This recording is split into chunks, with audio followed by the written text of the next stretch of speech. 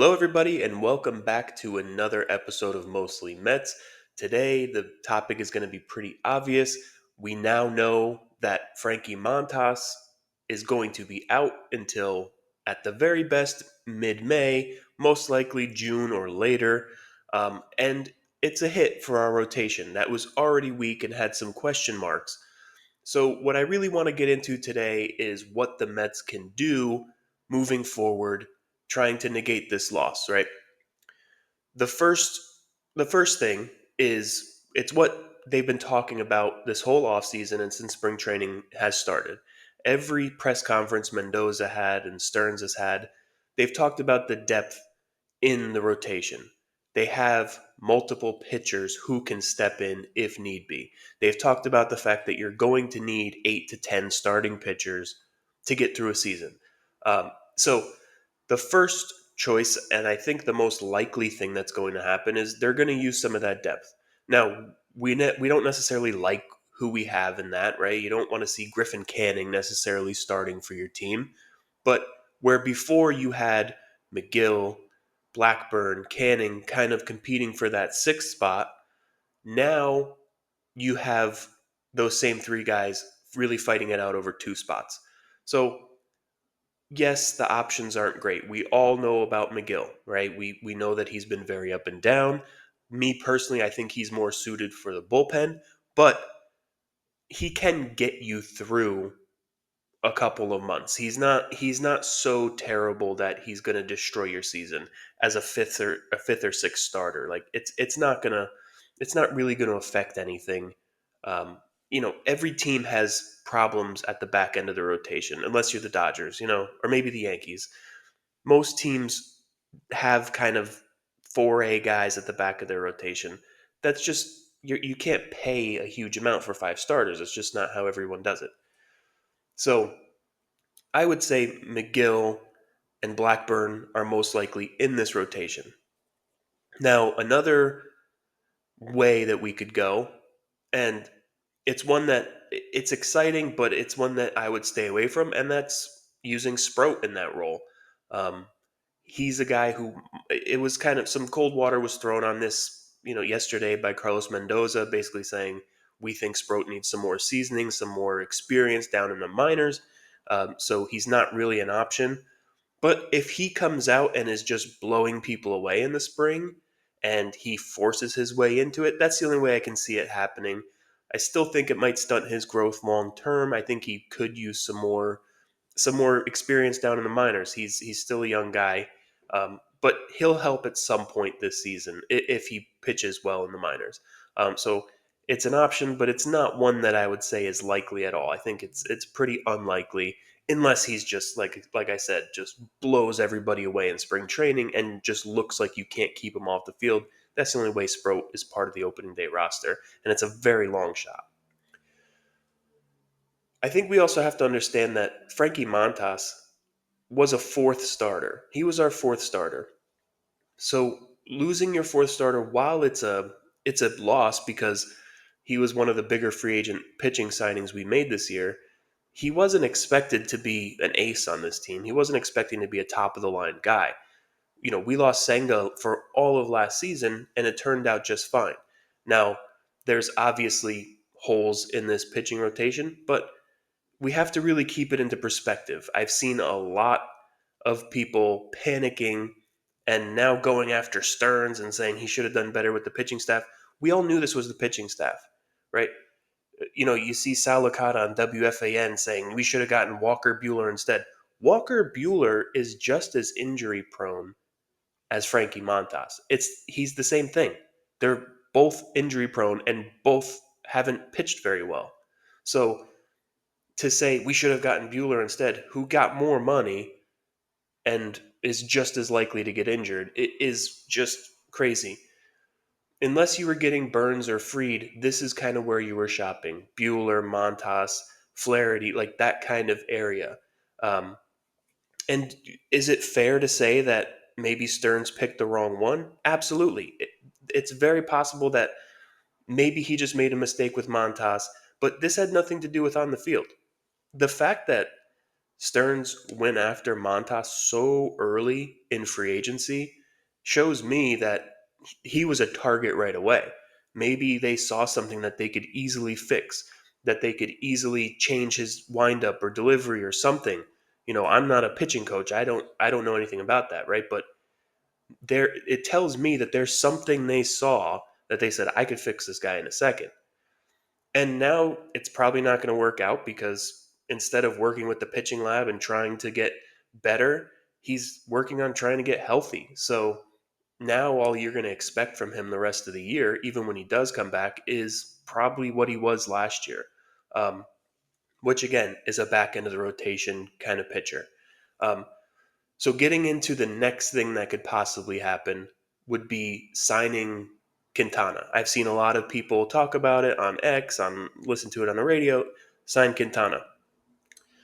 I don't think it would be the worst thing in the world to sign Quintana. He was obviously good for us last year. The only trepidation I have with Quintana is he's on a tightrope on every inning. It seems like he could fall apart.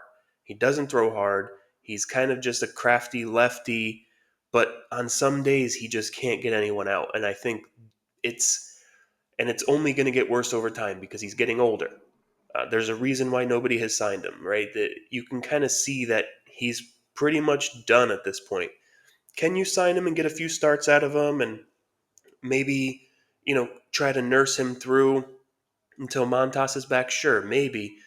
But in all honesty, I'd rather have McGill in that spot or Blackburn in that spot than trying to drain the last little bit you can out of Jose Quintana.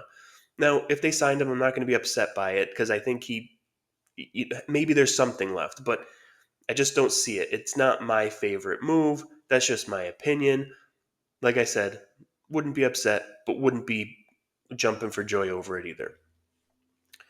Another thing, another acquisition that can be made would be Dylan Cease. Obviously, we've talked about Dylan Cease being available for a while now. I don't. I think the Padres asking price is probably really high right now, especially if they're asking for pitchers. I don't think the Mets are willing to give up top level pitching prospects to go out and get Dylan Cease. Not because I don't think he's worth it, but because I think with the philosophy that Stearns has, he needs those guys to come up and perform well in order to make this pitching staff better. He's never going to sign a Corbin Burns or a Max Fried to a 7, 8 year deal. It's not in his DNA. He's never going to do it. He signs 1 or 2 year pitching deals with borderline guys or guys who have the ability to be better or try to fix something in their arm angle or whatever to hold the line until these young guys are ready to come up, until Sproat and McLean and Tong are ready to be in the rotation. You saw it last year with Christian Scott coming in, and unfortunately he got hurt. Right, so that forced the need to go out and sign a Montas. That forced the need to go out and make these short term deals to try to hold the rotation together until the young guys are ready. Right, if Christian Scott didn't get hurt last year, maybe you don't even have Montas on the team. If Brandon Sproat was dominant in AAA last year, maybe you don't make that signing. Maybe you don't sign Clay Holmes because you have a guy ready to step in. So this is really all just waiting for those guys to be ready. And I think getting a Dylan Cease is not really what they want to do. Now, I don't think they'd be adverse to it if the price came down.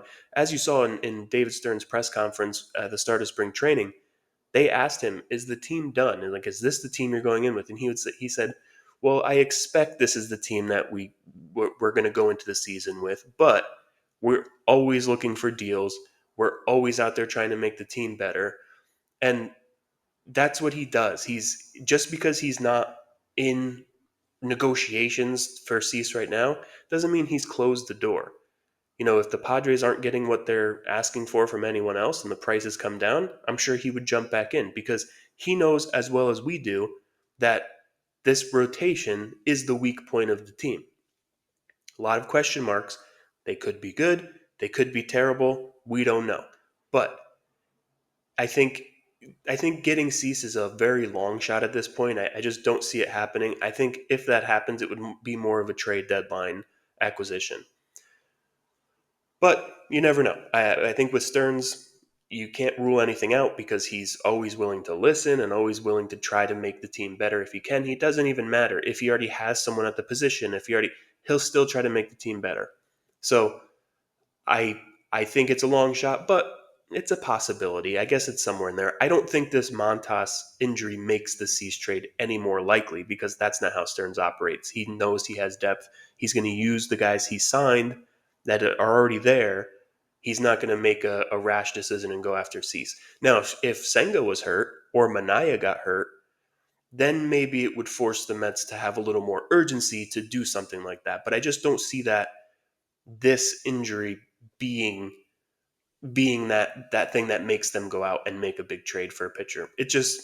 I just don't see that being the case.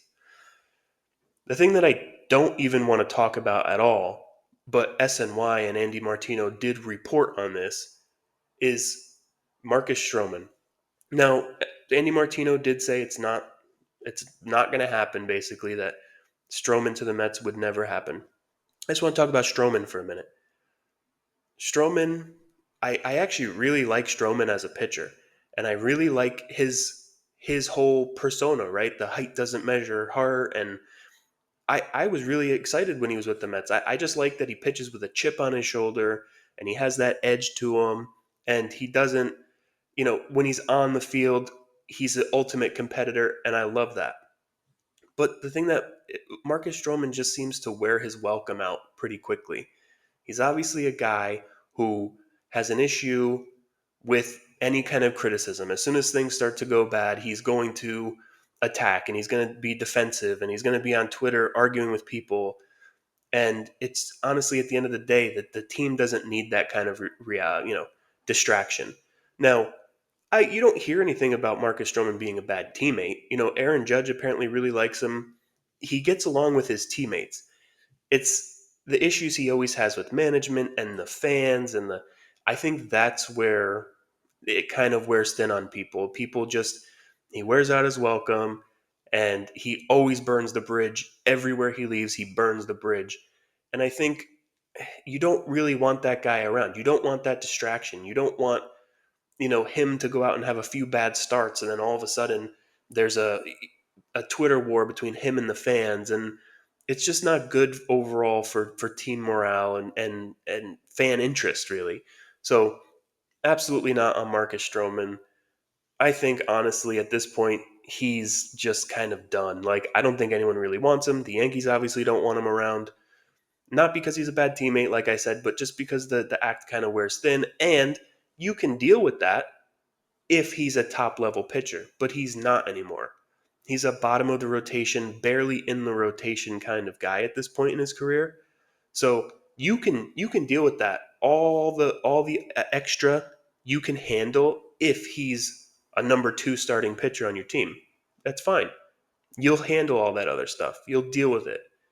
But a guy who's barely making your rotation, or and as the case with the Yankees, not making your rotation, you can't have a guy like that around because it's just going to cause issues. So absolutely no Marcus Stroman. We don't want him. He's not the guy for us. We don't need him. I don't even know why I'm mentioning this, but you still see a lot of people trying to say Mets should sign Trevor Bauer. Come on. I don't care about the allegation stuff, right? I mean, a lot of that proved to be false or whatever. I don't even dig into it. I don't care. That's none of my business. It's him as a person. You don't want him around. He is a guy who rubs teammates the wrong way. He is a guy whose teammates don't like him. He's a selfish kind of guy. We don't want anything to do with Trevor Bauer. Aside from all the legal issues and all that, I'm not even mentioning, like, I don't even care about that. I'm talking about him as a person and as a teammate. You just don't want him. Also, he hasn't pitched in the majors in what, 4 or 5 years? Like, he's done. He's never coming back. Anyone who in an X comment says, we need Trevor Bauer, bring Trevor, you don't know what you're talking about. It's an agenda that you have. There's no baseball logic to it whatsoever. Um, and really, I think those are the main options, really, in conclusion of all this, right?